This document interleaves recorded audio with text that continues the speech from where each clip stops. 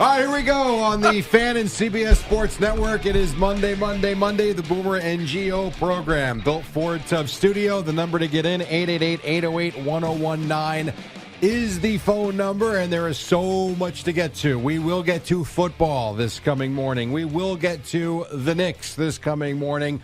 We'll get to your phone calls over the next 4 hours as well, but we will start with college basketball. The Rangers, I'm sure, at some point today as well, because the guy to my right kind of likes those guys. What's up, Boomer Esiason? Good morning. Hey, good morning there, Jerry. Happy St. Patrick's Day. Right on. You too. We got a big parade in the city today, and hopefully it's not going to rain too much and too hard. But, huge celebration. Everybody will be out, enjoying the day and reflecting on their past year. And as I wear green here today, I feel akin to my Irish friends. Nice. Good for you. This morning as I wake up, and then I think about my Italian friends, well, in particular, Rick Pitino, who took his team to a number 2 seed. And what a dominating performance in the Big East. I mean, well deserved. I mean, they were awesome. And the defense is just relentless. And that's all anybody can talk about when it comes to St. John's is pretty much their three-point shooting and their free throw shooting. And if you watch any college basketball this weekend like I did, there's a lot of teams that can't shoot threes. A lot of teams. And there's a lot of teams that can't shoot free throws. So they're like right in the middle of that. But there are very few teams, and I mean very few teams, that are as relentless as these kids are. Yeah, Houston. That might be it. Yeah, and Houston averages 23 years of age. But when you look at St. John's, I mean, we talked to Brandon Tierney last week before the Big East tournament started, and I was wondering whether or not they could get all the way up to a 1 seed. And then you see Auburn lose in the SEC, which, by the way, that SEC tournament was crazy. Yeah. And my University of Maryland, of got course, a 4 seed. Yeah, but we got to go to Seattle. I mean, they always send us out west, and then you got UCLA coming back east. I'm like, what are you doing? Well, yeah, we keep these teams in their region so the fans can go and actually watch them play. Well, you do at least have St. John's and Providence, which is not so far. I'm saying that's great for St. John's. 9:45 p.m. I know, but it's great for St. John's. But I'm like, why is Maryland going west? Why is UCLA coming east? I mean, what are these people thinking about? I think it's a little more. You know the NFL scheduling, how hard it is. I think this is a little more difficult than you make it, but I know what you're saying. Why is it? I speak for all of us great Maryland fans. Why is it that we always get sent out west? I don't know. Always. I don't know. It's crazy. I don't know how many times this has happened, but I feel like every year, the one year that they won the NCAA championship back in the early 2000s, I remember going up to Syracuse and watching them play. I want to say it was UConn, and it was great. At least you could get there.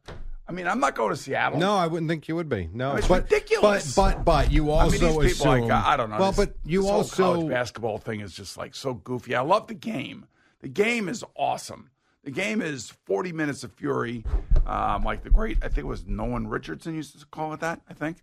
But you watch these games, how much it means to the kids, and of course all the the conference tournaments are all sold out and just insane. And, and that's what you want. That's why it's one of the best sporting events of the year is, leading into this. And we get going with the first 4 in. But I don't know. The way they lost that game to Michigan, and the fact that Michigan won the Big Ten tournament is mind-blowing you're talking about Maryland. To me. Maryland. The loss that they had to Michigan. I hate Michigan. It's we everything lost to Michigan that the State, announcers. and we lost to Michigan. It's everything the announcers were telling you couldn't happen on that play happened. But they had a great season. They've got a chance to make a bit of a run. I know they're in Seattle.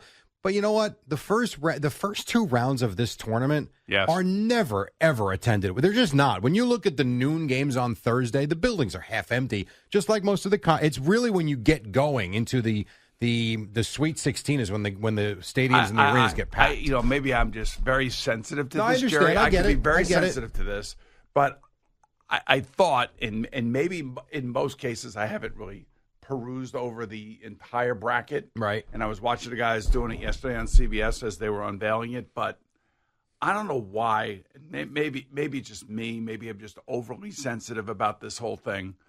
But you would think that you would like to keep teams within 100 miles of their home city, your college city, if you could. Yeah, but you can't keep both. I mean, that usually is the problem. And I do think the higher seed should be. UCLA in Seattle. Again, I don't know how they do this. And then I think that final, is in L.A. That conference final or that bracket finals in L.A., I think.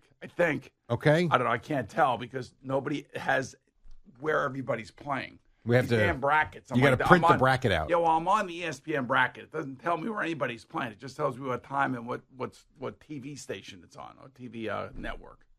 I'd like to go back to one thing you said about St. John's, though, because What? when you look at this team, the one thing you point out was the 3-point shooting and the free throw shooting. I don't think anybody is. It's in San Francisco. That's where that final is. Yeah, great, perfect. Can't wait to go there. Now it's matter. I don't think anybody's criticizing it to the fact of they're bad at it. I think what people are saying is That's just their weakness. If they are going to get tripped up, it's going to be because of that. The fact of the matter is they are so good defensively. They're going to be in every game no matter who they play, where they play it. And I forget what ex-coach it was last night was talking about how good they are and why he believes they're at least a Final Four team. And that's because of the style of play that they do give you for 40 minutes every game. They basically wear you down. In the last 5 minutes of a game, you almost feel like you have no chance because they're so much physically fitter than the other team, and they beat you up. So I think the question would be, is there a big three late in the game or a big free throw? I think people are more looking to that as that if anything is going to knock them out or trip them up, it would be that. That's all. Every team's got their weaknesses. You know, I was on that golf trip in the Dominican Republic last week. And one of the guys on that trip is a huge basketball fan, loves St. John's.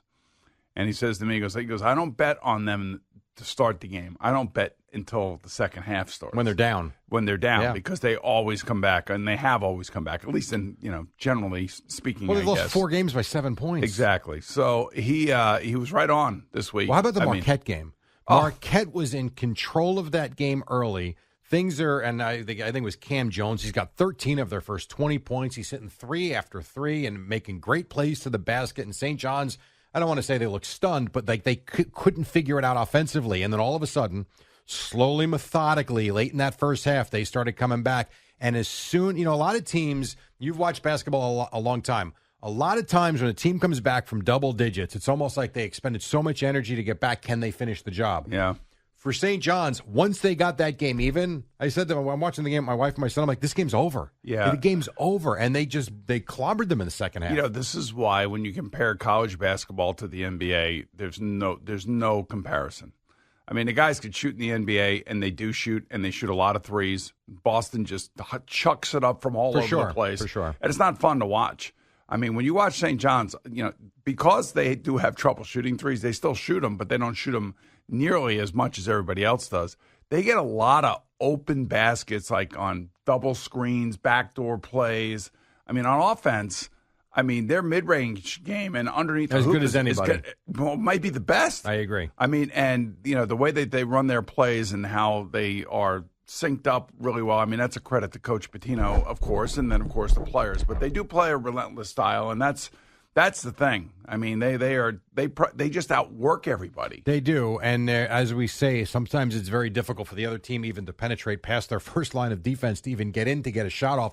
Will be interesting too to see when I watch a lot of the experts talk about this, how the games are officiated. Because if you're not going to let them play that aggressive physical style, the Big East did. How will they officiate it in these games in the end? Because that could be a big determination, too, in what happens. You're right. And I hope that watching the SEC, the Big Ten, and the Big East, watching those games, they let them play. Oh, yeah, they do. And they let them play fast and furious. There were a couple of non-calls in this Michigan-Wisconsin game yesterday. Speaking of, so I don't know, you're mentioning the how is three-point Maryland shot. not winning the Big Ten championship? How about the fact that at one point, unbelievable. Wisconsin and Michigan at one point were a combined 13 for 62 from 3. Brutal. I think it was with like 16 minutes to go in the game. I think it was 25-21. You want to talk about a bad game to watch. And you're right. Maryland should have been there. Hey, they Jerry, blew the game to Michigan. Jerry, you remember that loss that we had at home to Michigan State? Yeah. Guy shoots the ball. Yes. And then it's a three-quarter shot that goes. Because then you blame me for Rutgers then losing to Michigan. Exactly. Right. And then we play Michigan, and the same kind of nonsense happened. The guy goes the full length of the court, and I'm like, can somebody, I don't know, just stand in front of him? I will tell you, though, having watched enough of these games, yeah, you're right. Stand in front of them. And I it's funny. I'm sure they were in the bonus. I don't really remember. I'm sure they were. What do you when a guy gets ahead of steam with the way they call these games? Yeah. If you make any contact with him, And I'm not saying they shouldn't have done better. They should have, for sure, and got him to give up the ball or not allowed him to get the ball.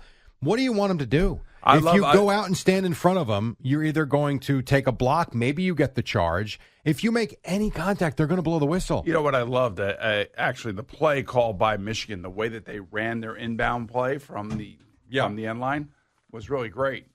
The thing that you see is that sometimes in these games, in these college games, when teams like St. John's are pressing, it's impossible to get the ball in. A lot of times. So if you, I know you didn't watch it, but the Rutgers, who we playing? USC, the Big Ten tournament. Rutgers got down 15, and then Peichel went to the press because he needed to. But you can't do it for a whole game. They did it for like 7-8 minutes, and I think they turned USC over 6 times in those 7 minutes. You know why? Because you can't practice against it. I mean, because you can't replicate how teams are going to do it. Yeah, right? Because your starters are going against the backups that very rarely play in college basketball for a lot of these teams.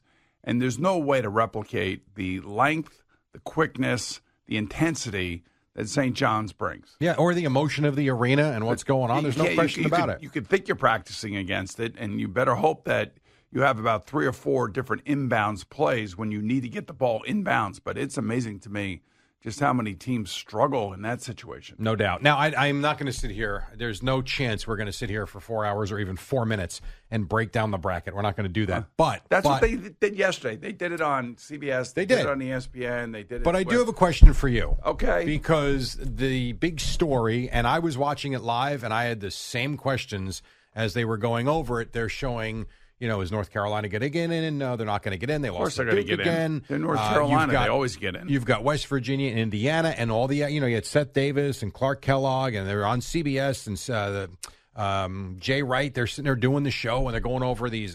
If I hear the word quad one more time, I might want quad 2, and quad 3, Jerry. I might Juan Soto you again today. Yeah, but I think North Carolina had a good quad 2 schedule. Who cares? That they were Al, you know what a quad 2 is, Al? Well, I know quad means 4, but beyond that, I don't know.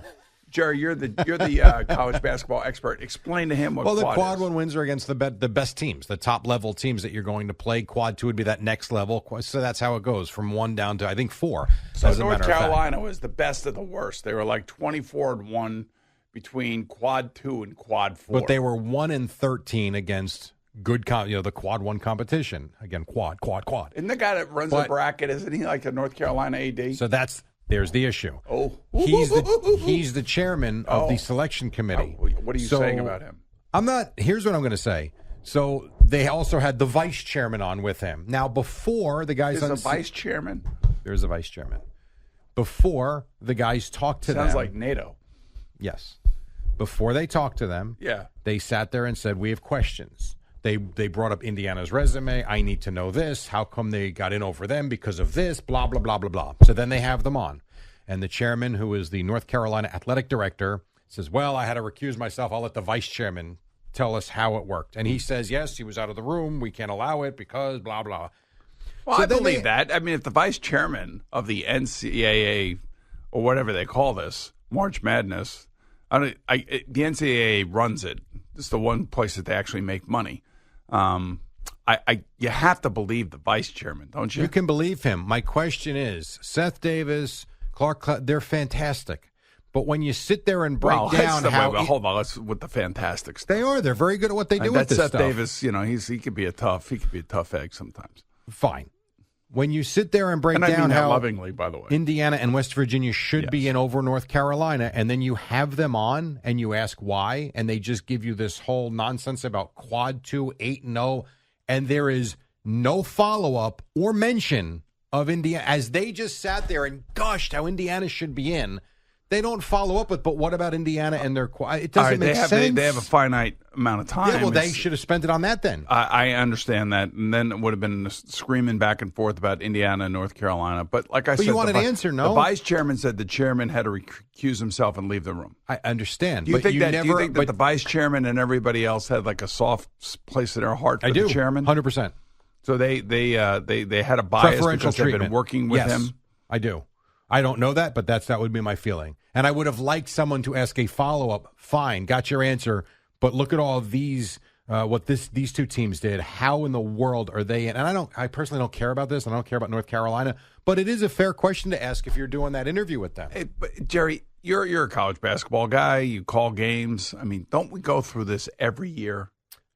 No, we don't usually have the chairman of this be the athletic director of a team that got in over two teams that deserve more so. Don't we go through like the first 4 in, the first 4 out? And, well, I'm not going to do that. Nor Coach are you Lenardi today. and all. I mean, but I'm just like every year it's the same thing. Somebody's getting screwed.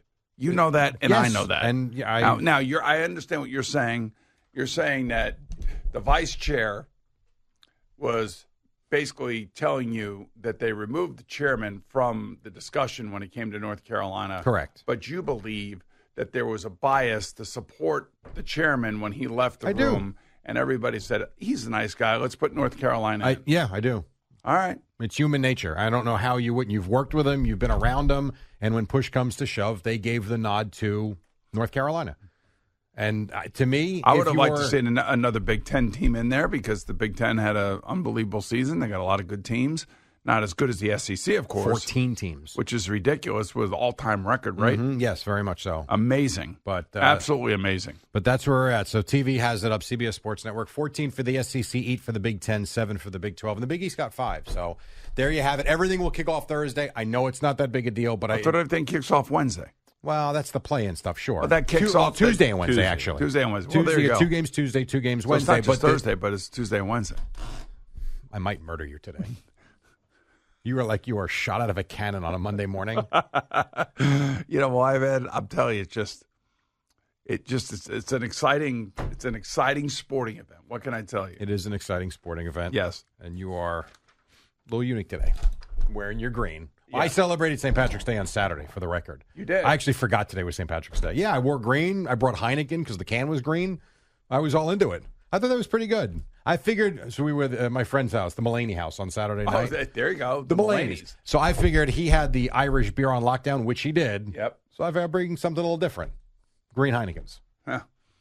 Look good idea on your part. I thought it was pretty good. The German beer you're bringing to St. Patrick's Day. Green can. Good job. Would you prefer? I would bring a green some Guinness. Can. You got to bring some Guinness. He had and Jameson. that. They had that. They had all of that. Tell them more, dude. I knew they would have that. Okay. I brought the Heineken. We'll take a quick break. When we come back, we have Chris Lepresti in with these sounds can't wait from for the that. weekend. I'm sure you're very excited. You two will go off in a corner and talk about the Rangers for a half hour, and that'll be fine because the Rangers are going to make the playoffs. I hope they're so. going to make a run. I hope It's so. the Boomer and Geo program on the Fan and CBS Sports Network. Don't go away.